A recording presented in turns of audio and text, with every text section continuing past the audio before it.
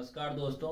आज का टॉपिक लेकर आऊँ मैं एक्सरसाइज 1.2। ठीक है, ये मोस्ट इम्पोर्टेंट एक्सरसाइज है। इसका 100% एक क्वेश्चन आपका आता ही आता है। एमपी बोर्ड हो, सीबीएसई हो, याद रखना आता ही आता है। 101% बता दे रहा हूँ मैं। 2 नंबर से लेकर 3 नंबर में आपका आता ही आता है। पहले इस क्वेश्चन को मैं रीड कर दे रहा हूँ। ठीक है, क्या लिखा है आपका? Prove that root 5 is a irrational number. ठीक है, सिद्ध कीजिए कि रूट 5 एक अपरिमेय संख्या है। ठीक है, सबसे पहले अपन ये समझते हैं। पहले मैं इसका बेसिक बताऊंगा आपको। ठीक है, पहले बेसिक समझेंगे, उसके बाद मैं क्वेश्चन को बताऊंगा। ठीक है, सबसे पहले बेसिक समझने के लिए आपको ये माइंड में याद रखना। तो ये क्या लिखा मैंने? परिमेय संख्या। पहले अपन अपरिमेय को बाद में समझते हैं। ठीक है, पहले क्या समझते हैं अपन? परिमेय संख्या क्या होती है। ठीक है, तो याद रखना आपका परिमेय संख्या। ठीक है, परिमेय संख्या को इंग्लिश में क्या बोलते हैं? Rational number. याद रखना। ठीक है, क्या बोलते हैं? Rational number. तो परिमेय संख्या हमेशा याद रखना क्या होती है? अंश बटे हर। क्या होती है? अंश बटे हर। ठीक है, क्या होता है? N upon D, numerator upon denominator. ये होता है आपकी परिमेय संख्या। और परिमेय संख्या का रूल याद रखना। परिमेय संख्या क्या होती है? पी और क्यू एक पूर्णांक संख्या होती है। याद रखना, पी और क्यू क्या होती है? एक पूर्णांक संख्या है।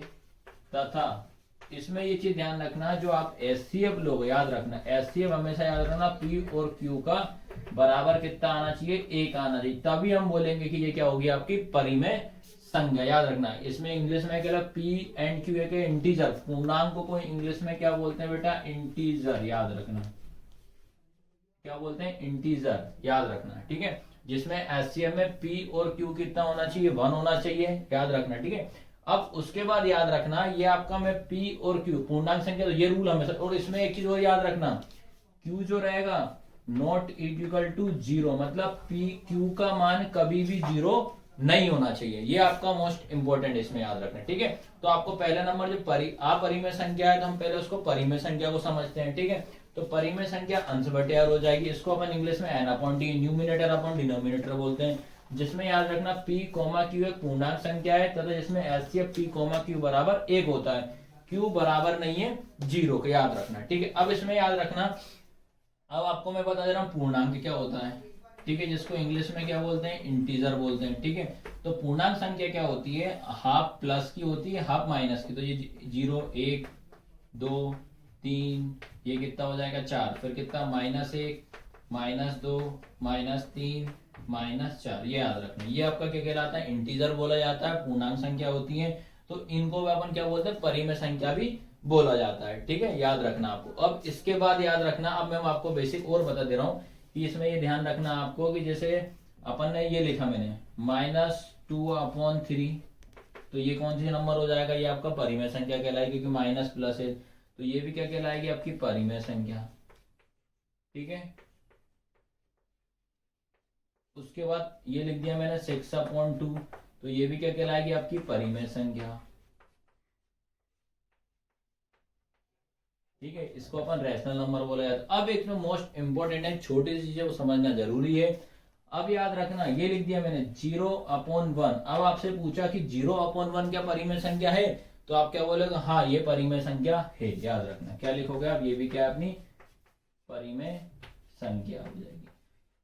ठीक है, अब याद रखना, जैसे ये तो मैं नॉर्मल बता दी। अब अगर मैंने इसको उल्टा कर दिया, जैसे मैंने इसको क्या कर दिया? 3/-2।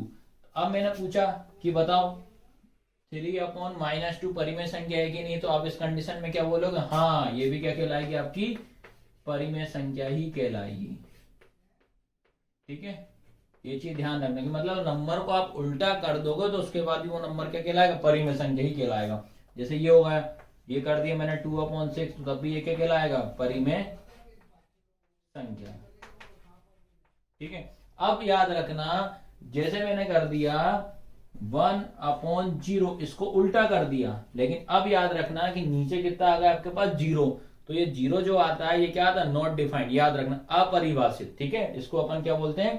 अपरिभाषित। इसलिए इस कारण से इसको अपन क्या बोलेंगे? अपरिमेय संख्या बोलेंगे। क्या बोलेंगे? अपरिमेय संख्या। ठीक है, इसलिए यहाँ पे ये लाइन लिखी है Q not is equal to 0। इसका रीजन ये है। ठीक है, ये आपका रहेगा। अब इसके बाद थोड़ा सा बेसिक और समझते हैं, आपको परिमेय और अपरिमेय में याद रखना। जैसे क्या लिखा है, रूट में लिख दिया मैंने अभाज्य संख्या। क्या लिख दिया मैंने, अभाज्य संख्या। ठीक है, तो अभाज्य संख्या को क्या बोला था, प्राइम नंबर बोला जाता है, याद रखना। तो अभाज्य संख्या याद रखना, तो अभाज्य अगर रूट में अभाज्य संख्या होगी तो उसको अपन क्या बोलेंगे, अपरिमेय संख्या, याद रखना। क्या बोलेंगे, इरेशनल नंबर, अपरिमेय संख्या।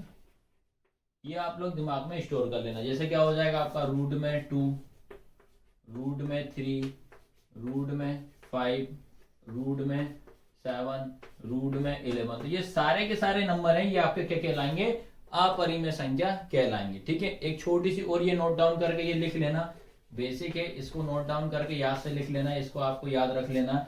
तो मैंने ये बताया, जब परिमेय संख्या, याद रखना, परिमेय संख्या, ठीक है, प्लस परिमेय संख्या,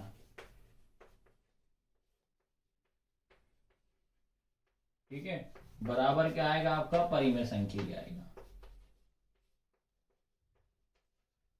ठीक है, क्या बताया मैंने, परिमेय संख्या को परिमेय संख्या में जोड़ेंगे तो क्या आएगा, परिमेय संख्या ही आएगी। ठीक है, rational number plus rational number equal में क्या आएगा, रेशनल नंबर आएगा। ठीक है, अब उसके बाद याद रखना, ये लिख दिया मैंने आपको, परिमेय संख्या माइनस या इंटू कर देते हैं ना, बात से मुझे परिमेय संख्या इंटू परिमेय संख्या। ठीक है, बराबर में आपको क्या मिलेगा, परिमेय संख्या ही मिलेगी, याद रखना। अब उसके बाद याद रखना कि परिमेय संख्या जो है, याद रखना क्या आएगा, परिमेय संख्या, याद रखना, परिमेय संख्या में प्लस करो चाहे माइनस करो, किसमें, अपरिमेय में। ठीक है, तो बराबर में आपका क्या आएगा, अपरिमेय संख्या आएगा, ये ध्यान रखना। उसके बाद परिमेय संख्या में इंटू करो, डिवाइड करो, किसमें, अपरिमेय में, फिर भी क्या आएगा तुम्हारा, अपरिमेय संख्या आएगा। ठीक है, तो ये पूरा का पूरा बेसिक है, ये आप पूरा अच्छे से नोट डाउन कर लेना अपनी नोटबुक में। इसके बाद मैं आपका इसका क्वेश्चन स्टार्ट कर रहा हूँ। ठीक है।